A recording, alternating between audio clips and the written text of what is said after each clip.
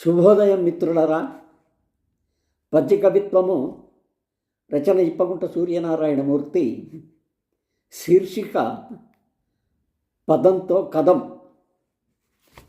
రమ్ము రమ్ము జేరుమను రావ వరమ్ముగనంది రమ్ము గోరమ్ము విషాదమైనిల కలాప భరమ్ము తరమ్ము గ్రమ్మ హేరమ్మును వమ్ముగాన నికరమ్ము సరమ్ము పరమ్ముగా విచారమ్మును మానిరమ్ము ప్రవరమ్మును నిల్పదరమ్ము లేదుగా. ఈ పద్యం చిత్రకవిత్వం లాంటిది. పదాలని వెంటనే రప్పిస్తూ ఒక కవిత్వ ధోరణిని మార్చి వ్రాయడం జరిగింది.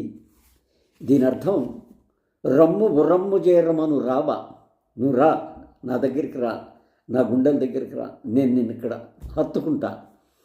ఆ రావ అంటే ఆ శబ్దము వరమ్ముగా నంది రమ్ము, అది ఒక వరం నీకు, అది వరం అనుకో, నా దగ్గరికి రా.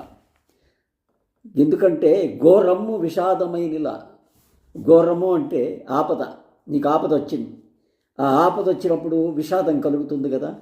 రమ్ము ఘోరమ్ము విషాదమైనిల కలాప భరమ్ము తరమ్ము గ్రమ్మ.